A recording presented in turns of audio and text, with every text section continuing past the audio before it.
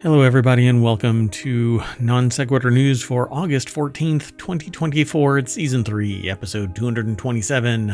Today we're going to be talking about Katy Perry sparked investigation, a unique aquaponics system Disney says contracted for life. What is a megaquake? Actors can sell their voices to AI. It's public sand, so I took it. High-end racing bike theft. That Ohio derailment site has issues, sneaking into 2 flights, and so, about those aircraft enforcement zones. I'm Mayor Watt, and that's the visualizer for the Sentient AI from the future. Good evening, ohmTown citizens. Welcome to Non Sequitur News. Can't catch me. Catch me if you can. Everything's powered by ohmTown.com. If you like the show, be sure to like and subscribe. Follow us over on Twitch and on YouTube. Download the podcast. Join us on the Discord. There's a TikTok, but I haven't done anything really on it for a little while. But be sure to go over to ohmTown.com and become a citizen where you too can manage your information overload, because there's all news, no noise, because all the noise is right here.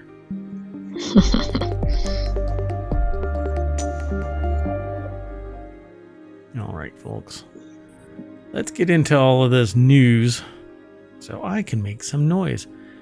You know, Katy Perry apparently just kind of dropped off the radar, and Swift basically dominated the market. And then what's her name? Roan? Oh no, I forgot her name. Yeah. Oh no. Chapel Roan. Yeah. Came out of the gate. Boom. And then it became Swift, Roan. Everybody started lambasting basically Swift. And then Katy Perry apparently fell on her face with her new distribution. That's what the internet's saying, apparently. And then this landed in the feed at ohmTown.com. Katy Perry's music video sparked an environmental investigation in Spain. Okay, I've never heard of this happening. I'm not saying it shouldn't have happened, but...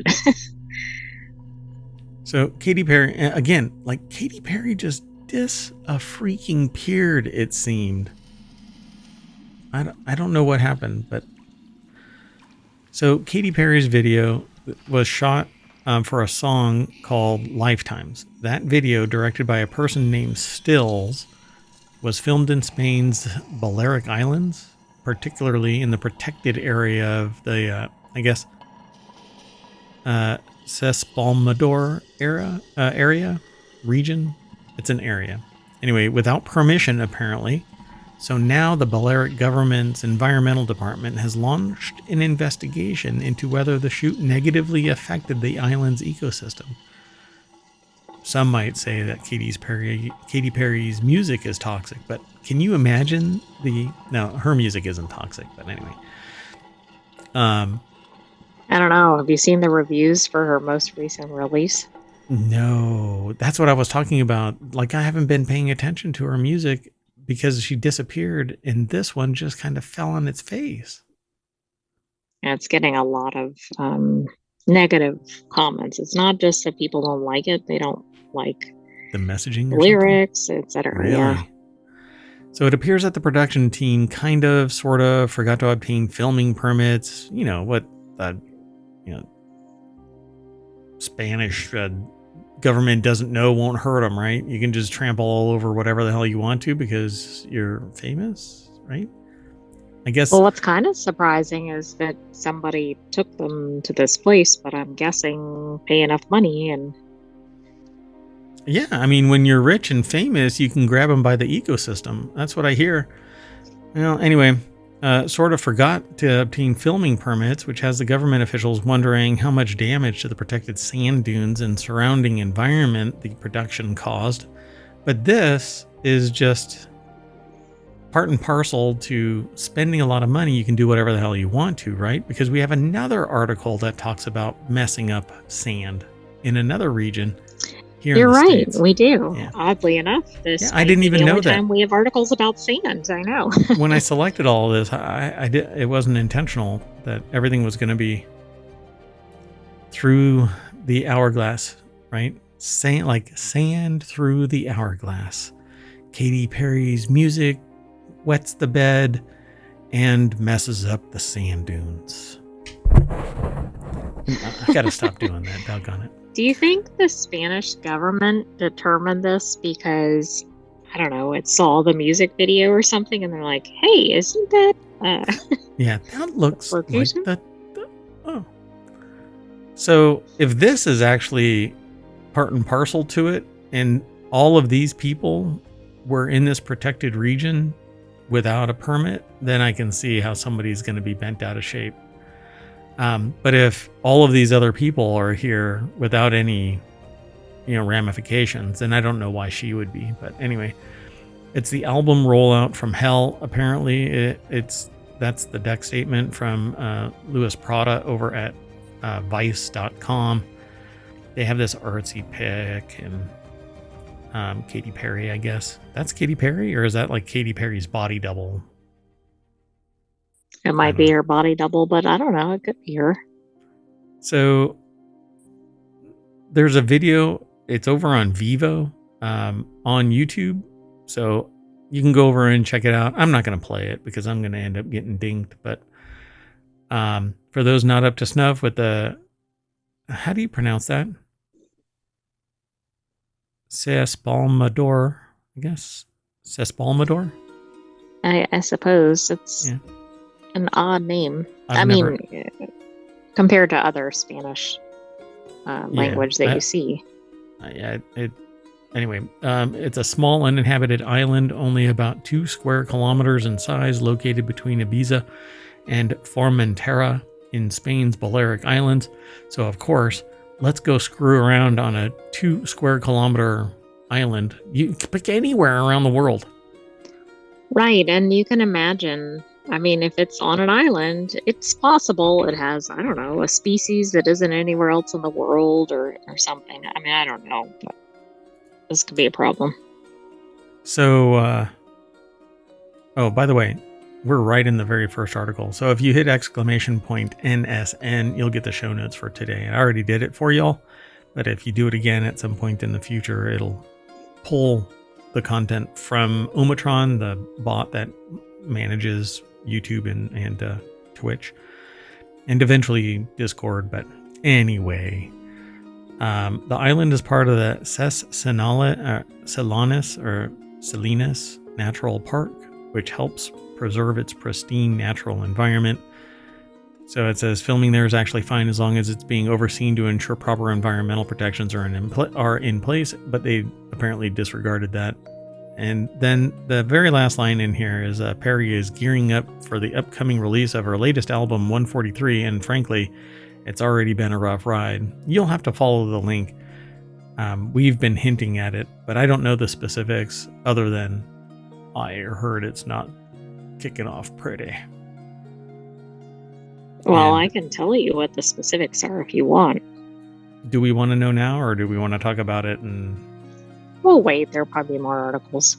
Yeah, come on back, because we have an entertainment show called The Continuity Report where we talk about this kind of stuff, mainly TV shows, but every once in a while we pull something music related into it, and since it has a music video, hell, it qualifies. Moving on. Next article is over in the Model Channel. A unique aquaponics system to produce more fish and vegetables with less energy. Climate change poses a severe threat to food production, making it imperative to find sustainable methods. One such method is aquaponics, which grows fish and vegetables together. Now, Ben-Gurion University of the Negev water researchers have offered a proof of concept for a new closed-loop system that produces more fish and vegetables while using less energy than conventional systems. Yeah. So sounds good. What's the catch? You have to maintain fish below your vegetables. Yeah. So I don't do No aqua. swimming above the vegetables. Yeah, I don't do aquaponics. I do hydroponics. I actually do a custom kind of build of hydroponics. So I don't have to deal with fish. I don't want to deal with fish.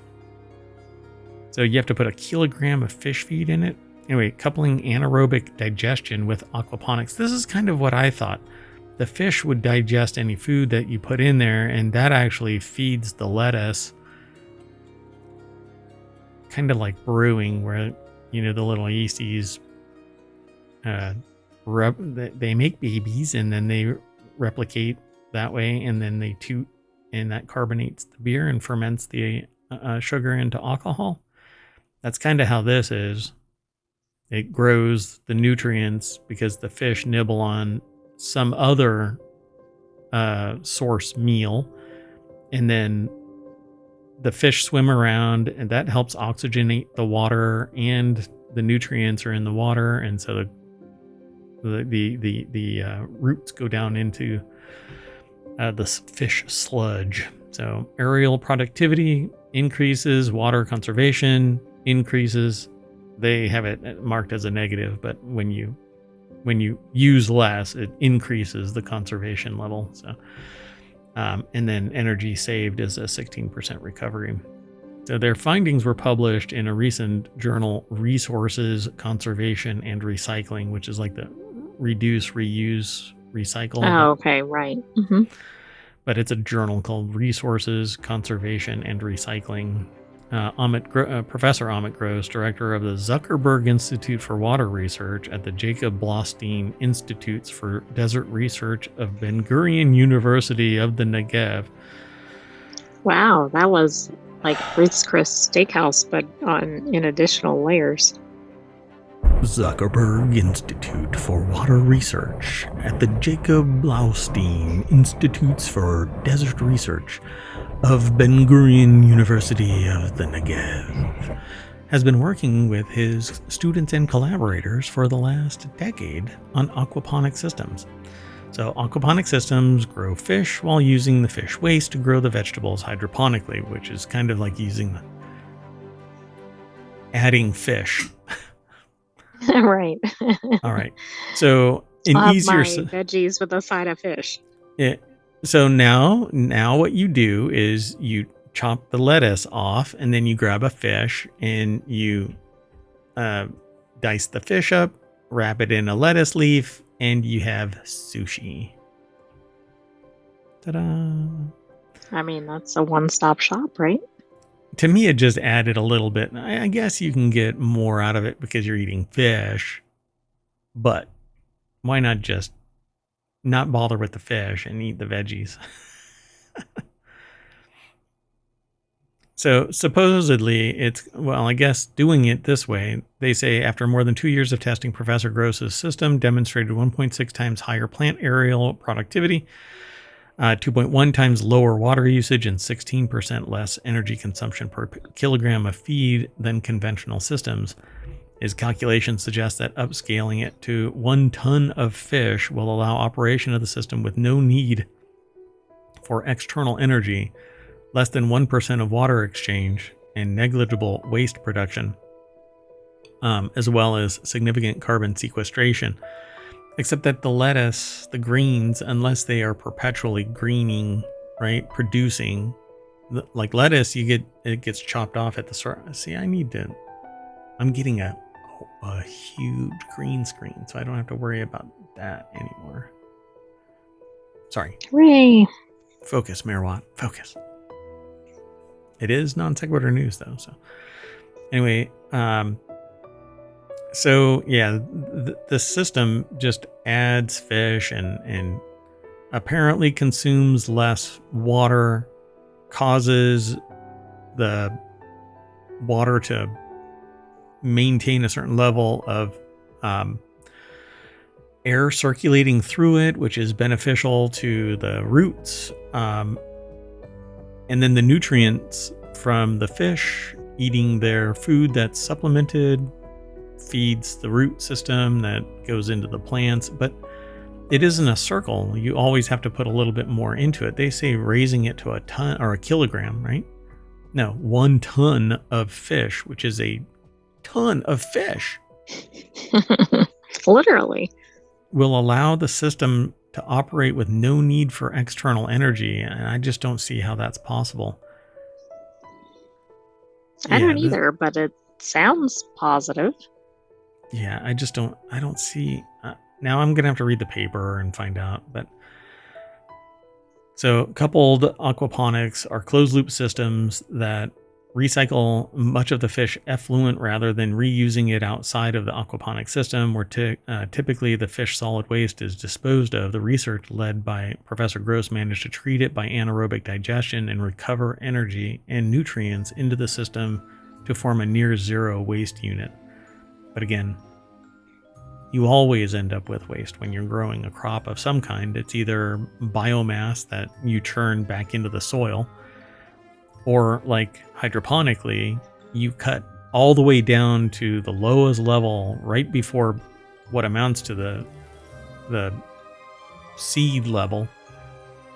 All of that is recoverable, and then the roots are composted, and you try to avoid using it again in your own hydroponic system, because you can actually plant back in your compost, but you have to worry about bacteria and stuff like that.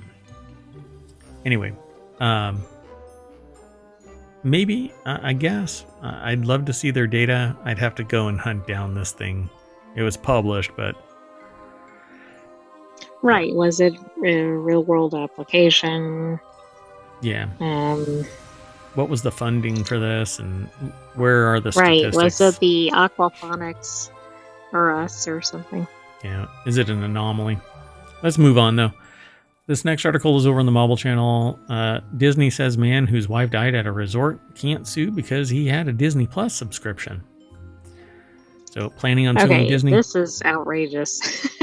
Yeah, and I've actually, because I had heard about this from several different places, and then when I saw this submitted, I said, yeah, sure. Let's talk about this. So make sure you've never, ever signed up for its streaming service, because at the end of the day of this, Lucas Ropek over at Gizmodo.com put the article together. I did say what that last article was from, right? Yeah. Yes. Anyway, so Lucas Ropek over at Gizmodo.com put this article together. The deck statement says, planning on suing Disney, make sure you've never, ever signed up for its streaming service. Why is that? Because according to the Disney attorneys, signing up for the Disney subscription extends to all Disney properties, including restaurants at the resort where this person died due to anaphylactic shock from eating a meal that at the bottom of the menu, apparently it says we can't guarantee that there wasn't cross-contamination. And so they had a nut allergy and I think a dairy allergy as well. And they got hit by both. And so they went to sue. Not they. He went to sue because the wife died. Right. And so CNN is reporting this, but Gizmodo is where we got it sourced from. CNN reports that the plaintiff in the case, Jeffrey Piccolo, filed a lawsuit after his wife, 42-year-old medical doctor Kanakporn Teng Swan, died at Disney Springs. This is now the unhappiest place on earth, at least for one person. One of the company's Florida locations in 2023, Piccolo and Tan Swan had dined at one of the restaurants where they were repeatedly assured by their waiter that Tan Swan's meal could be prepared without dairy or nuts, ingredients to which they were deathly allergic. Not long after eating, they were found dead of anaphylactic shock based on the medical examination. So now That's really awful. Now Disney is claiming that Piccolo can't sue the company because he briefly signed up for a free trial of Disney Plus, the company's streaming service, in 2019. Disney Plus includes a clause in its terms and conditions that say all legal action must be funneled through forced arbitration, an increasingly common legal tactic that allows companies to avoid facing litigation. The company has claimed that Piccolo also used the My Disney Experience app to buy tickets to the Epcot theme park, a service that sports similar legal language, which is an app that Disney pushes for people's convenience, which is interesting. I mean, I really think the Disney Plus or whatever is ridiculous, because what are the risks with the Disney Plus, right? Maybe that your program loses audio or something. My point is, it's something minor. What's your risk at a restaurant when you have significant allergies, right? I mean, I don't know. astonished. I'm really astonished. So they're going to have to fight this and nullify what essentially is a terms of use.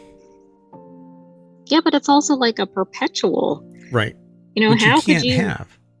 5 years in advance or whatever, predict that I'm going to go to a restaurant and die from an allergy when all I was trying to do was watch TV before. Right. And then or whatever. The real problem here is that they were promised that it was going to be a safe meal, which invalidates anything having to do with this agreement. Yeah, because I think if the person had severe allergies and they didn't say anything, ask anything, etc., I don't think that would go very well for their estate. But yeah, they didn't disclose. If they got assurances and all that. So the attorney, Piccolo's lawyers, right? The notion that terms agreed to by a consumer while creating a Disney Plus free trial account would forever bar that consumer's rights to a jury trial in any dispute with any Disney affiliate or subsidiary is so outrageously unreasonable and unfair as to shock the judicial conscience, and this court should not enforce such an agreement. Now, the lawsuit is in excess of $50,000, which is a statutorial definition and doesn't limit them to a certain amount. It's just a disclosure that this one threshold is being met, and it could be in the millions. They're not necessarily asking for millions, but what's being disclosed is it's over $50,000. Well, let's think about this. This was a person that was young, was a medical doctor. Yep. I don't know. I don't see this faring very well for the company. Arguably, because they're a woman, they are the child bearer, which means that at this point, these two, if they didn't have offspring, can never have offspring. I mean, the loss of affection, pain and suffering, etc. It's just enormous. So I would say that this is probably one of those definitive Streisand effect kind of things. This should have been just, okay, how much do you want? And we're going to implement these type of controls and retrain so it never happens again, and it's a horrible accident that shouldn't have happened, and nobody should have promised that this meal was going to be, pure, because all of our menus say we can't guarantee. Right, like we're going to contaminate. Exactly. Right. And if they had other dishes, I know it can also be the supplies, but like if they had other dishes that had the items. Yeah. And we'll give you, if they have like a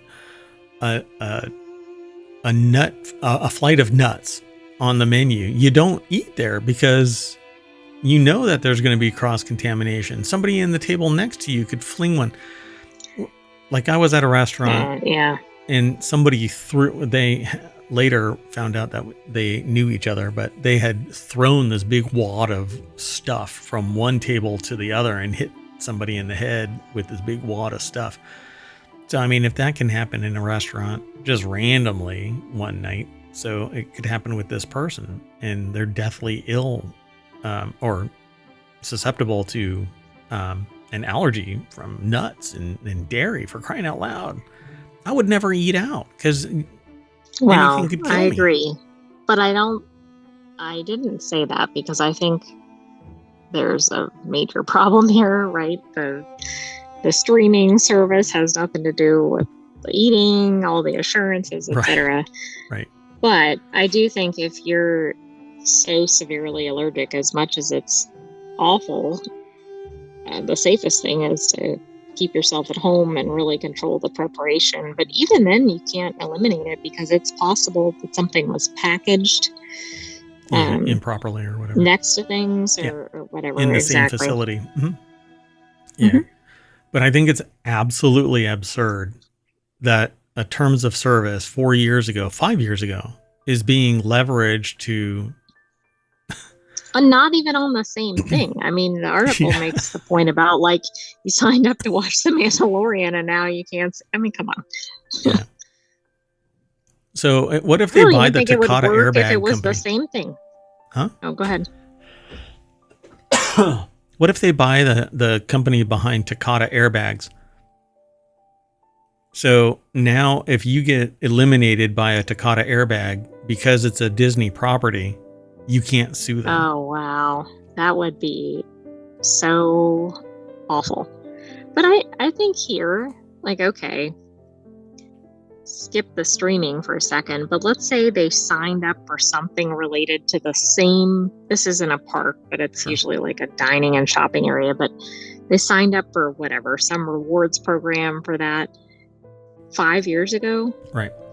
I don't even see it there. This is so much more ridiculous because it's so far removed from the subject and in time, right? Yeah. It makes no sense. I really hope that tomorrow we hear that the judge basically said, screw you, Disney. There's no way that we can enforce this. It's like a NDA that allows you to get away with a crime because the NDA says that you can't talk about what you witnessed. Well, no, an NDA doesn't prevent you from getting busted for committing a crime. If I witness a crime, then it's a crime. NDA doesn't allow you to get away with it, for crying out loud. Oh, well, wait a minute. Anyway, let's move on. Next article is over on the Mobile Channel. I was going to say the Japanese government. Japan issued its first ever megaquake advisory, but what is a megaquake? Last week, Japan experienced a massive 7.1 magnitude earthquake off its southern main island of Kyushu. Though the earthquake didn't cause any casualties or severe damage, afterward it did prompt the nation's first ever megaquake advisory. And according to the United States Geological Survey, even the best experts don't know how and don't know what to expect. This is an earthquake. So they can't predict it. They don't guarantee when something is happening. They know that there are certain foreshocks that predict when something is coming, but they don't know when it's going to come. So it says, however, that doesn't mean unknowns and unknown knowns. And the worst is the unknown unknowns.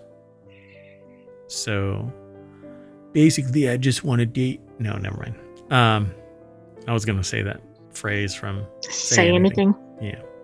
But it sounds weird. In this context, I basically just want to shake your island or your nation or, the earth. I just want to shake the earth. Or shoot a music video on your island. Yeah, I'm rich. I can get away with it. However, that doesn't mean that they can't estimate the probability of one occurring. So, such is the case for Japan, one of the most earthquake-prone countries in the world. It's sitting on the Ring of Fire, much like California is, much like Alaska is. Basically, that whole little area there, that ring. Anyway. The Ring of Fire is on the Ring of Fire? Yeah. The Ring of Fire. The Ring of Fire. So Sammy Caramella over at Vice.com put this article together. And it says a megaquake. A megaquake isn't a technical scientific term, but more of a general category. Seismologists typically use great earthquake for quakes of magnitude 8 or higher, or giant earthquake for those exceeding magnitude 9. Both of which are relatively rare. Absolutely rare. I wouldn't say relatively, but anyway. Japan's last megaquake was the 2011 Tohoku earthquake, the magnitude 9 that triggered devastating tsunamis, the meltdown of a nuclear power plant, and killed more Is than that all? 18,000 people. I'm sorry? I said, is that all? Yeah, Fukushima. So due to Japan's history with huge earthquakes, or huge earthquakes if you spell it Y-O-O-G, they estimate that there is a 70 to 80% chance of a magnitude 8 or 9 earthquake within the next 30 years. So be prepared, right? Yeah, but how do you prepare for something like that? Well, whenever you're inside, you point yourself towards the safest location within the building at all times for 30 years. Easy. Very practical. Anyway, so that's what it is. Basically a megaquake that isn't a technical scientific term, and it basically is the embodiment of everything from 7 all the way up to 9, apparently. Because I don't think that this even really says it's more of a general category, because seismologists typically call a great earthquake for quakes magnitude 8 or higher, giant earthquakes for 9 or higher. I guess a megaquake is 7 or higher. Sound about right? I mean, I guess so, but if you're in an earthquake, do you go, oh yeah, that was definitely a 7? That's just a megaquake. It's not a big deal. Moving on. Next article's over in the Mobile Channel. Actors just got union permission to sell their voices for AI ads. SAG-AFTRA union, which is kind of interesting because isn't this the problem? AI? I thought it was, so this doesn't make a lot of sense. So, I mean, if you have an agreement in place, then fine, sell your voice, but make it so that every time the ad runs and they use your voice, you get a piece of the action, and it's part and parcel to the scale by which you've agreed. I don't know. SAG-AFTRA union that represents actors announced an agreement with the AI startup Narrative that lets actors sell advertisers the rights to recreate their voices using artificial intelligence. My problem with this is there could be somebody else out there with a similar voice. Absolutely. But it's a problem if you're saying it's the person. Notably, the deal focuses on letting actors control how AI replicates their voices.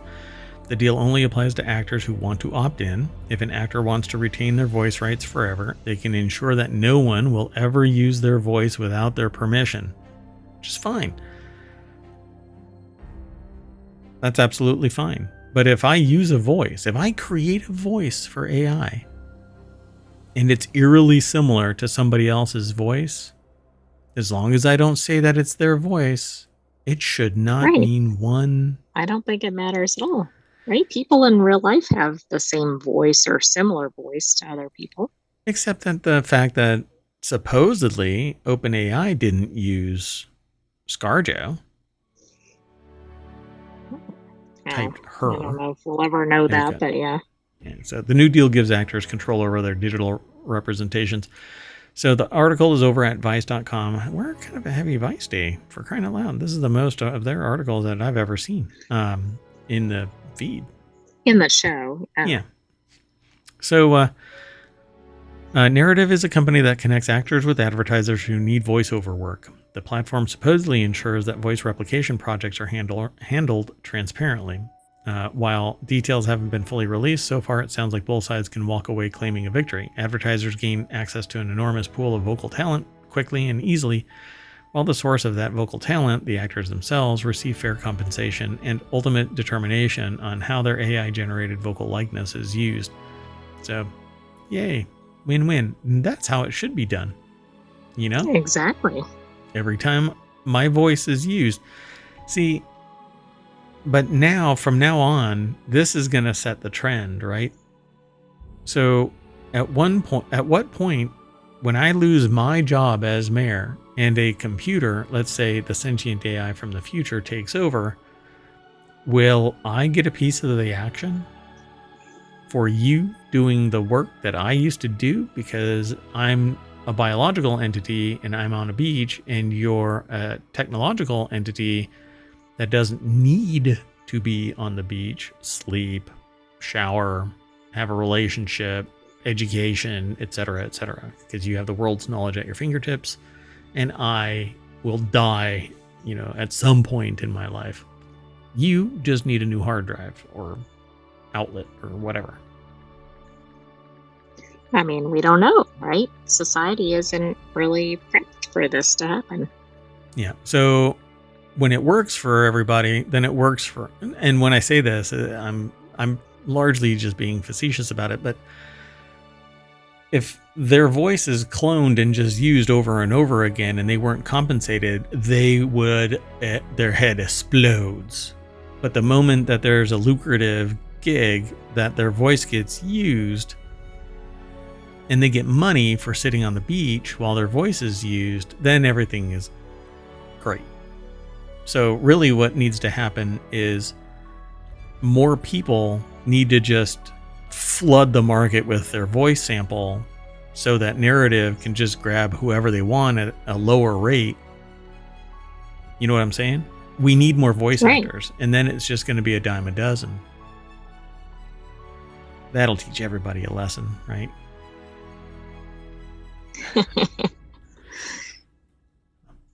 I was going to crack a joke about a certain CEO, but not everybody likes to hear okay Satan jokes. All right, so the next article is over in Non Sequitur News. The owner of an MLB team is accused of taking sand from a public Malibu beach for a construction project at his posh home. Yeah. A neighbor has accused businessman Mark Antanasio of taking sand from a Malibu beach for a project. The neighbor said in a lawsuit, marine life has been exposed to potentially hazardous residues. The complaint says that there's been unauthorized construction. So the neighbor of business magnate and Milwaukee Brewers owner Mark Antanasio has accused him in a lawsuit of using gigantic excavators to take mounds of sand from a ritzy public Malibu beach for a construction project. Wow. Oh, well, I think the, my goodness. I wonder the evidence why is clear. Knew what was happening. I mean, I thought somebody was out there like scooping a little sand bucket at night or something. You have to describe this for the podcast. All right. Yeah. So Natalie Musumeci, I think is their name, from BusinessInsider.com put the article together. And I'm not kidding you. When somebody files a lawsuit against you and your name is Mark Antanasio, you can't pull a Shaggy and go, it wasn't me. Because the picture here is of a backhoe, full-on Caterpillar backhoe, with its bucket resting in the water on the beach.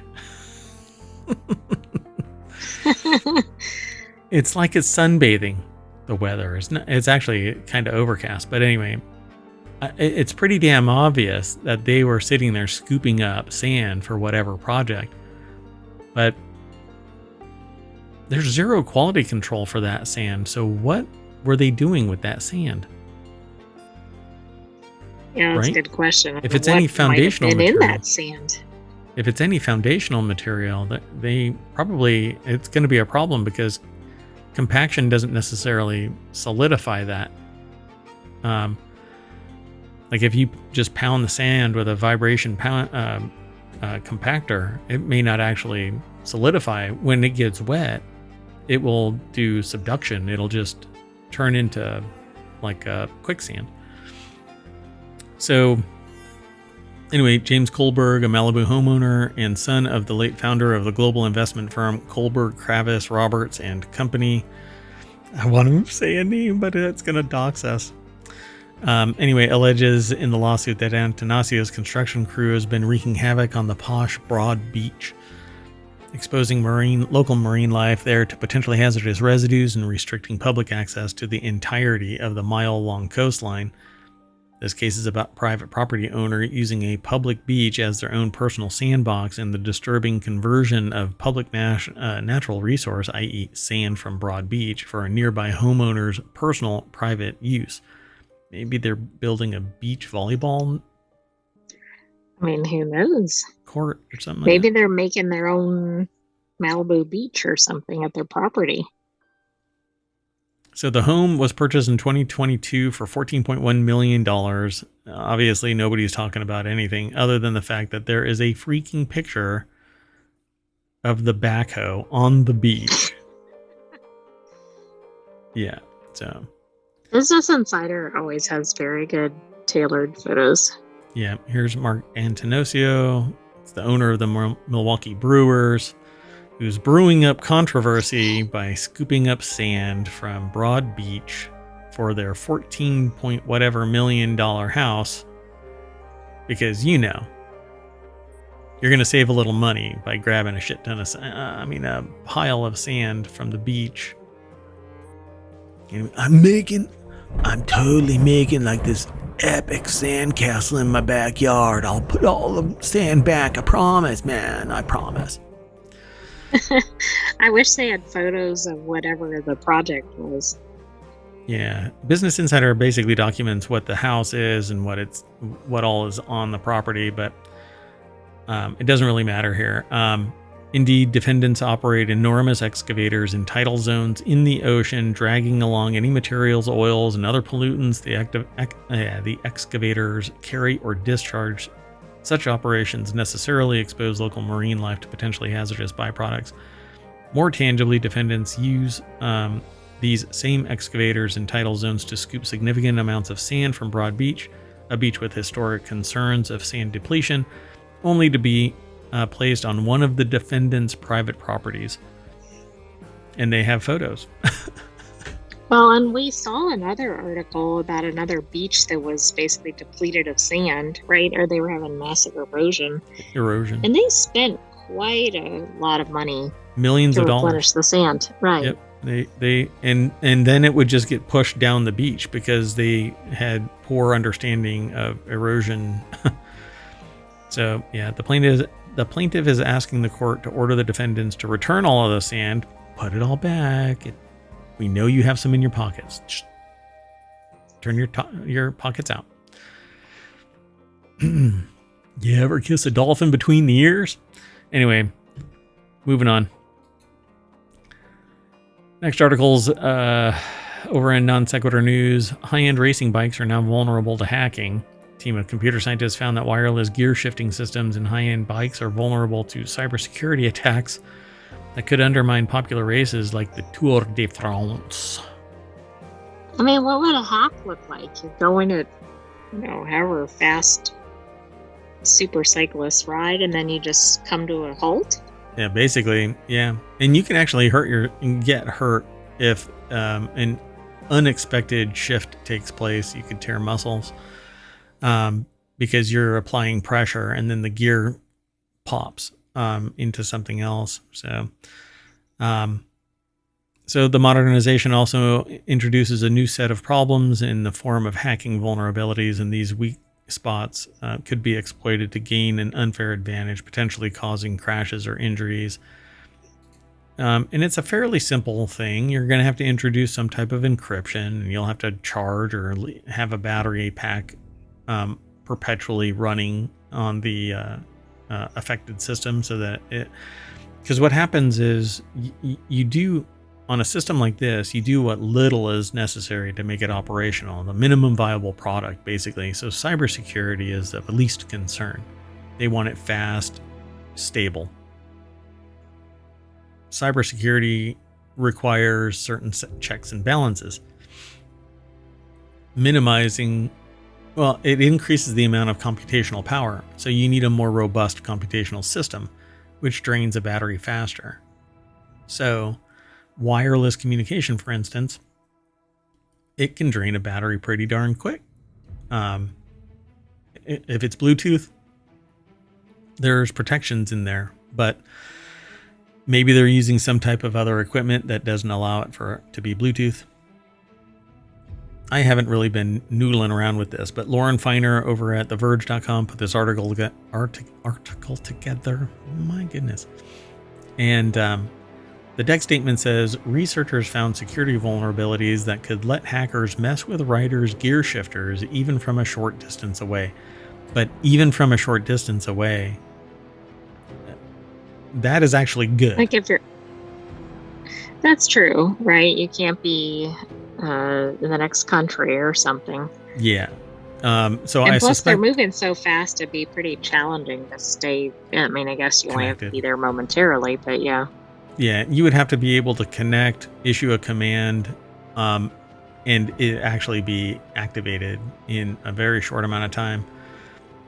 But it depends on what the real context of this is. The group specifically looked into bikes with Shimano Di2 wireless gear shifting technology, which it called the market leader. According to UC San Diego, the system works by deploying wireless links between the gear shifters controlled by the riders and the device that moves chains between the gear. It's called the derailleur, but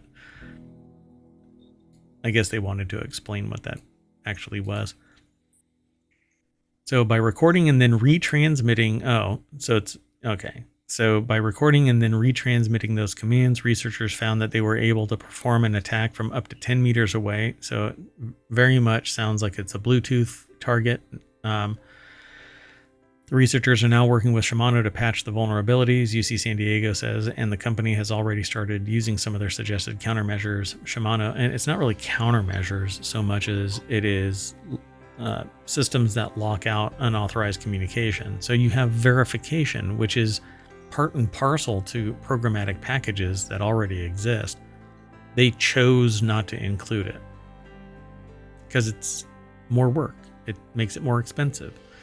So, right. But you also have to have the normal, don't click on things or allow a virus to enter the system or whatever. Yeah. In this, though, it's going to be pretty much automatic. It sees a certain data point and shifts automatically, or it sees a handlebar-based command issuance and changes the gears. So yeah, I'd have to pull up Shimano Di2 wireless to see if it's Bluetooth, but based on what I read here, yeah, anything beyond 30 feet or basically 50 feet. It says here 10 meters, which is 30 feet, roughly 30 feet, but you can go to about 50 feet. You can actually go longer with more powerful software-defined radio and using the Bluetooth spectrum, and it needs to be more sophisticated, so the encryption and signal protection is built into it. They shouldn't even have to recode anything. They should just use more significant equipment. And if it's a market leader, it needs to step out in front more and do it right from the beginning. Whoever built this, they knew that there was going to be a problem with this. They chose not to do it. You'd have to be completely ignorant. Yeah. Do you think they have an attitude like Home Depot, like we only make tools? Yeah, it's only gear shifting tech, so it's not a big deal. And if it wasn't for somebody looking for it, nobody would have found it. Nobody would have cared. But because we can't have nice things, this is what we end up with. Moving on. This next article is over in Non Sequitur News. Hidden report reveals how workers got sick while cleaning up Ohio derailment site. That's right. We're back at East Palestine, Ohio, where so badly contaminated. Yeah, there's a streamer that basically kind of blasted people for not talking about it anymore and then subsequently stopped talking about it. But we've been pretty steadfast in monitoring this because the attempt to just brush it under or bury it under the stream or in the sand or truck it to different states so that it wasn't an issue has kind of come and gone. But we keep hearing about it. So a hidden report reveals how workers got sick while cleaning up Ohio derailment site. The creeks around East Palestine, Ohio were so badly contaminated by last year, and I can't believe it's only been a year. Well, Well, it's been about a year and a half, but it still Yeah, seems like a 2023. longer period of time. Yeah. So last year's disastrous Norfolk Southern derailment that some workers became sick during the cleanup. But, you know, the wingnuts that would talk about this would sit there and go, well, they're just weak. They're wusses.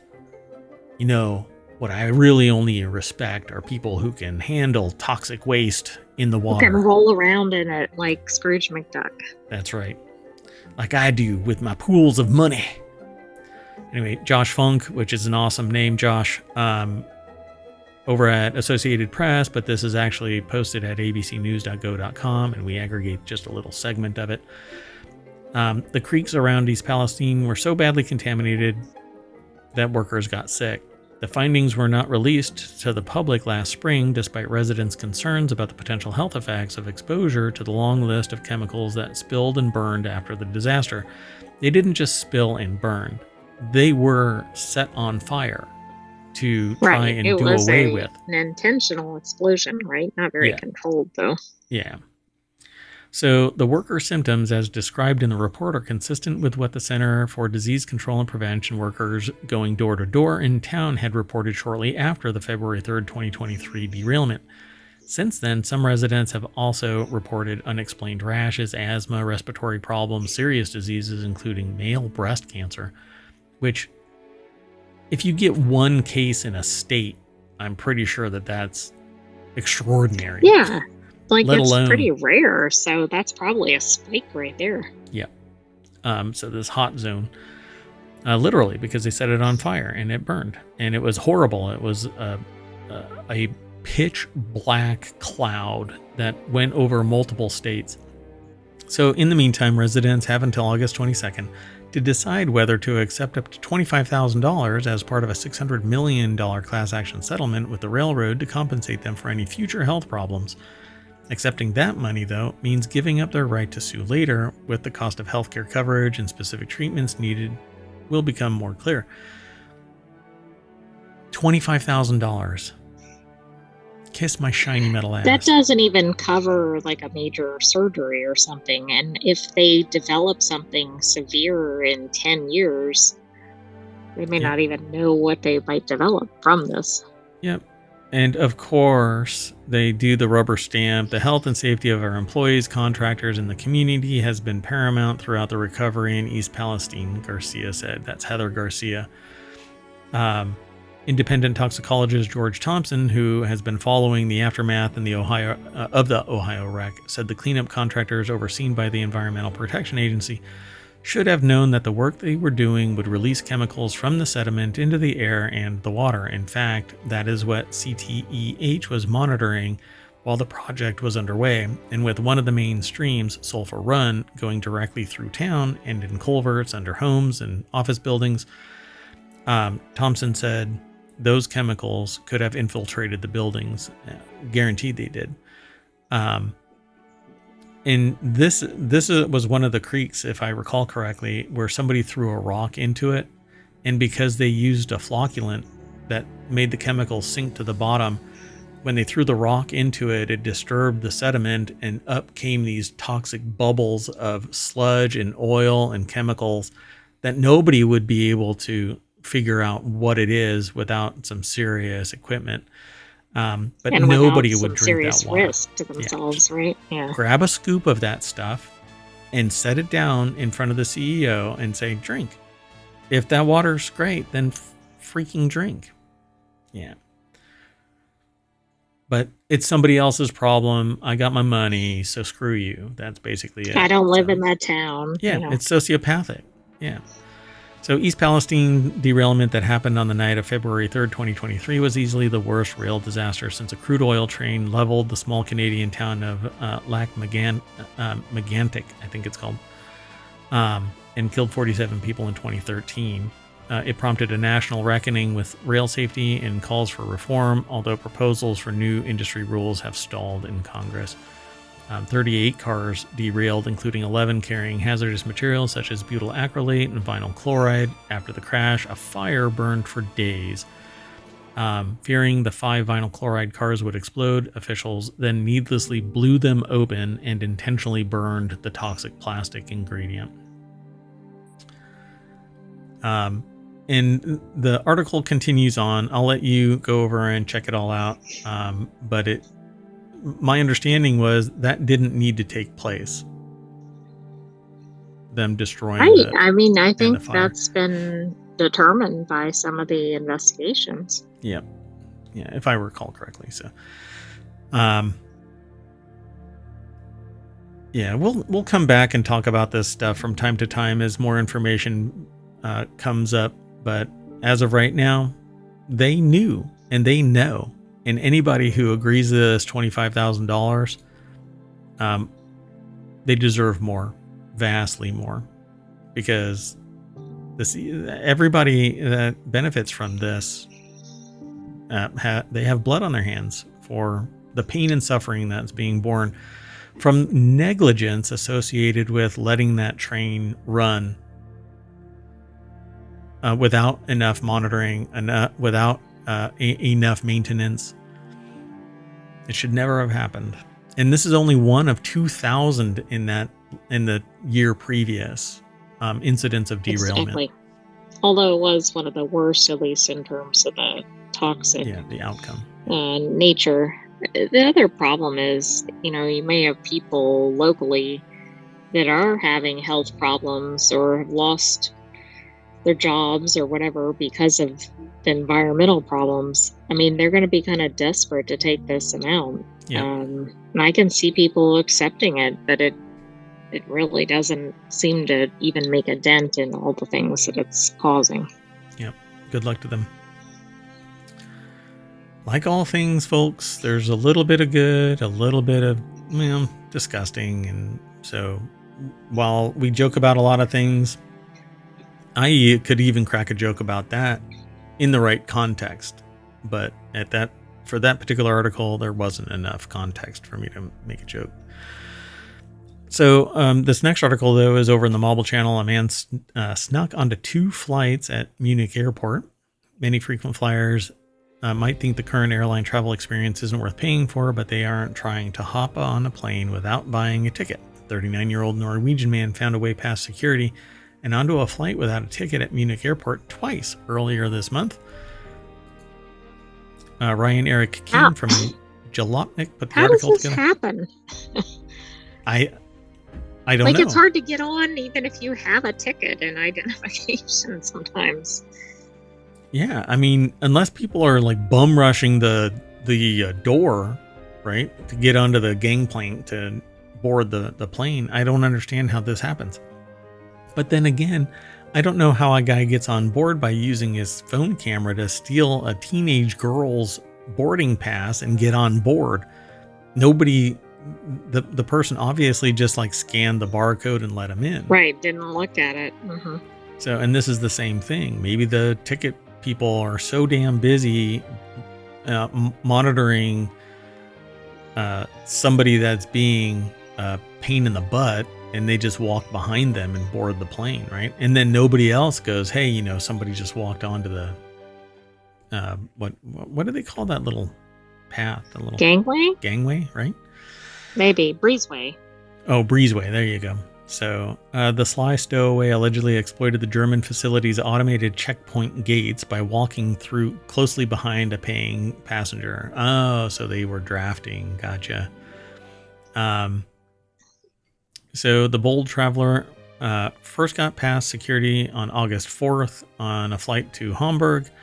The cabin crew only discovered him because the flight was fully booked, and they were sitting, I guess, in the overhead bin. Somebody else's seat. I am a bag. Oh, you have to say that in German. I am a piece of luggage. That's horrible. I have to hear the phrase. Anyway, it says, I wouldn't have taken the stroke of luck as a sign to just go home and not try it again. However, our stowaway had different plans. The very next day, the same man got through security again and boarded a Lufthansa flight to Stockholm. He found a seat this time and flew to Sweden without any issue. The stowaway almost got away with it, but then he tried to fly back to Munich on the same plane. Staff then handed him over to the police, and that's where he got caught. That's where he took it too far. Yep. The return trip. Like a cat and a glass of water, just pushed 1 too many times. So wait a second, but that's international travel. Like, that would be challenging enough in domestic travel. I suppose. I don't know. It doesn't make any sense to me. Maybe there isn't a lot of domestic flights, and so it's treated domestically like we treat our domestic flights, right? Because we have a lot of terrain to cover. So I find it fascinating. So I can tell you, though, that flight crews don't necessarily pay attention to where people sit and who has what they're supposed to have and where they're sitting. Until somebody complains or something. Yeah. Move on. Our last article for tonight's Non Sequitur News for August 14th is here in Four Wheel Tech. Here's the incredibly dumb reality behind those speed limit enforced by aircraft signs. As a kid, the author of this article over at Jalopnik distinctly remembers sitting in the back of their 1996 Dodge Grand Caravan and seeing speed limit enforced by aircraft. I see these to this day. On the side of the road, they never knew how it actually worked, so they imagined Snoopy flying a biplane and gunning down speeding cars, but the reality is a lot less, I guess, entertaining, maybe? I don't know what they're going to say. Logan Carter over at Jalopnik put the article together, and the deck statement says, contrary to my childhood anxieties, this reality behind the sign is less exciting than you think. Oh, okay. So, but the reality is it's a lot less exciting, which is what I thought it was going to say. And it's incredibly inefficient and ineffective. Yeah, I can imagine. Helicopters are the most commonly used airborne vehicle. I'm surprised that drones aren't nowadays. That's true. I mean, have you ever seen aircraft enforcing traffic? No. But would you? You would think that it's just a helicopter or it's just a plane. Right. But a drone would be easier. So, regardless of what type of airborne vehicle is used, it needs a group of at least 2 officers, 1 pilot and 1 spotter who monitors a pre-measured stretch of road and uses a special stopwatch to clock when a vehicle enters and exits the stretch to determine who's driving too fast. When the spotter catches a speeding vehicle, they radio to a station patrol car who pulls the speeding car over. And that's kind of how I thought it worked anyway. It'd be more fun if the airplane was like doing a megaphone or something. I think that it should be a helicopter that has a huge crane arm that just reaches down and picks the car up and then deposits it directly in jail. According to Andrews, another reason why frequency of air patrol has fallen is that it's never cost effective for helicopters to loiter over a section of freeway to catch speeders. Yeah, I mean, you can set up a camera on the freeway and just say that it's monitored by camera and tickets will be delivered by mail. Right?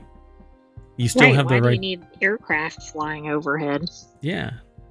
It's pretty obvious that you can just put it on a pole and measure the distance and go, well, if they go from here to here in this amount of time, they're speeding. Mail the ticket off. I don't want to give police any more ideas, but I'm sure that somebody out there has facilitated that idea in some way. I mean, if I come up with it, I'm just a lowly mayor of a little bit of a town on the internet superhighway. Anyway. So there's more over at Jalopnik and this article, but I kind of gave you the nuts and bolts. Can you imagine this thing? It's flying right above you and it's blaring down with a giant speaker, like a Mad Max style speaker system. It's just blaring straight down. And there's a person hanging off the tip of it that hands you a ticket while you're speeding. Here you go. And then they zip line right back up. That'd be much more dramatic. Be entertaining. I'd pay that ticket. Hey, thanks for the show. Yeah, I'll pay that $200 ticket. That's fine. I'd enjoy seeing somebody else get that ticket. Oh, yeah, that's true too. Yeah. What is that called? Schadenfreude, when you Oh, are yeah. happy because somebody else is suffering. I said I that to just meant somebody. you'd get to witness it. It'd be cool, but then you wouldn't have to pay the ticket. Right. I know. It's not like you're sitting there going, Hooray! Somebody's getting an aircraft ticket. yay, aircraft ticket. You know who didn't have an aircraft Distinguish it ticket? from regular. That's right. The German flyer. This, not that guy. Oh my goodness, Rachel Gunn. The irony of that is they're getting a bad rap, I guess. Anyway, that's it for today's ohmTown. Oh, wait. So we are going to hop into this helicopter, and that's going to fly us to the welcome sign of ohmTown.com, which is where you should go. Sign up, become a citizen, go over to YouTube if you're on Twitch, and like and subscribe us over there, and leave a comment. And if you're on YouTube right now and hanging out in chat saying hi, I mean, it may or may not be able to get it because, well, the bot's kind of dumb right now. And if you're over there, then come over to Twitch and follow us over on Twitch. That's where we go live. But we stream to both through Restream, but we don't get it. They're not a sponsor of us. We just use their service. And I pay for all of this. So be sure to like, subscribe, tell a friend. And honestly, that like and the subscribe helps us out immensely. So particularly leaving a comment and liking, those two things poke the algorithm and say that we are doing some worthwhile service for you. And we have fun doing this. So that's why we've been doing this for 2 years and 8 months. 8.5, well, no, 7.5 months. Because it's 8/14. You know what? I think we're done. I am Mayor Watt. That is the visualizer for the Sentient AI from the future. Sam, bye-bye. Good night. Bye. Good night, ohmTown citizens. Thanks for joining us for Non Sequitur News. Be back tomorrow for another episode. And the verbal lashings that I'm going to get from the Sentient AI after I end this show, it's... If you hear a grown person weeping,